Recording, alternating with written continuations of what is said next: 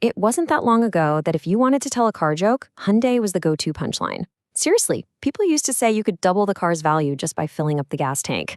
Ouch. But fast forward to today, and that same company is, well, one of the biggest automotive giants on the entire planet. So how in the world did that happen? Let's get into it.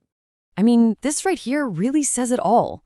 The name Hyundai was literally mocked as an acronym for being cheap and unreliable. And now, the Hyundai Motor Group is the third largest automaker in the world. They're outperforming some absolute legends in the industry. The turnaround is just staggering. So what's the secret?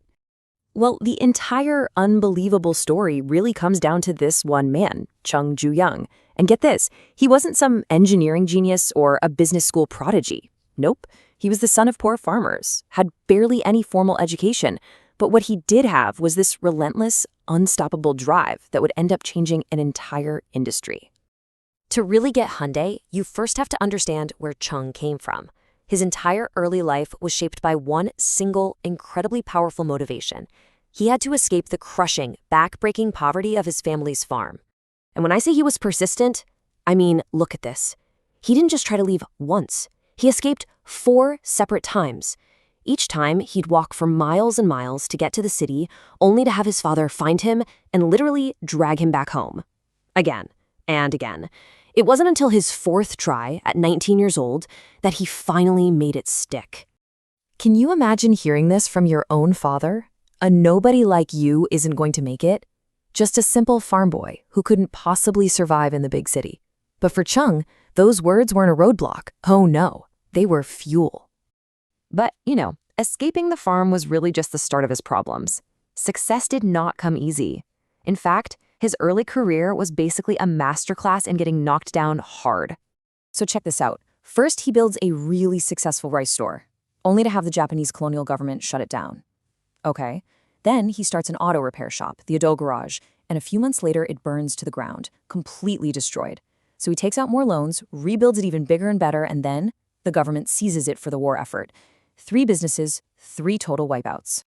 I mean, any normal person would have just given up right there. But Chung was anything but normal. And here's the craziest part.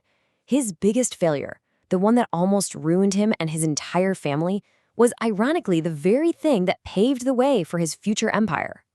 So, in 1953, his new construction company wins this huge government contract to fix the Goryeo Bridge. But he was in way over his head. Skyrocketing inflation just ate up his payment, there were accidents on site, and he completely ran out of money. He and his brothers had to sell their own homes just to pay the workers, leaving them deep in debt and totally humiliated. So, wait a minute. How could a project that literally bankrupted his family and made him a public laughingstock possibly be a good thing? It just doesn't make sense, right? Well, because even though he lost a ton of money, he finished the job. And that earned him a fantastic credit score with the government, which made getting future loans way easier. Even more important, though, he learned all about heavy equipment. And through his work with the U.S. Army during the war, he got special access to buy their used machinery, something his competitors just couldn't do. That became his secret weapon. Armed with this incredible new advantage, his construction business just exploded.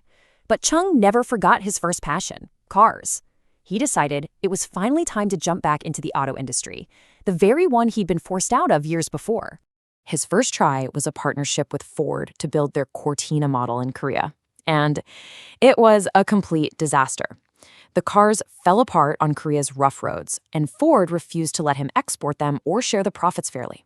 So Chung got furious, tore up the contract, and made this incredibly bold decision. He was going to build his own car from scratch. And that bold decision led to this.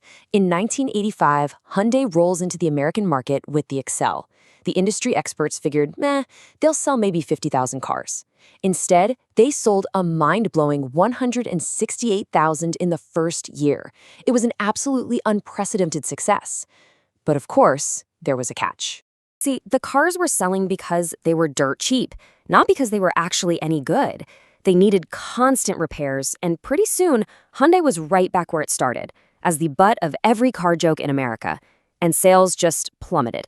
So, what do? How do you possibly fix a reputation that's totally broken? Well, Chung and his team made one of the boldest, riskiest bets in automotive history, a single strategic move that would completely change everything for the company. It all came down to this one number, 100,000. What could that possibly mean? It was the 10-year, 100,000-mile warranty. This was absolutely unheard of at the time. I mean, it was a massive financial risk, but it sent this crystal clear message to the public. We've invested so much in our quality that we will personally guarantee our cars for a decade. And you know what? It worked. Trust was rebuilt. Perceptions changed for good. And this is the result of that bet. Today, the Hyundai Motor Group isn't just surviving, it's a global powerhouse. It's sitting comfortably as the third largest automaker in the world, ahead of absolute giants like GM and Stellantis. Incredible. You know, this quote from Chung himself really says it all. He believed that failure wasn't the end. He saw it as a necessary and often expensive education.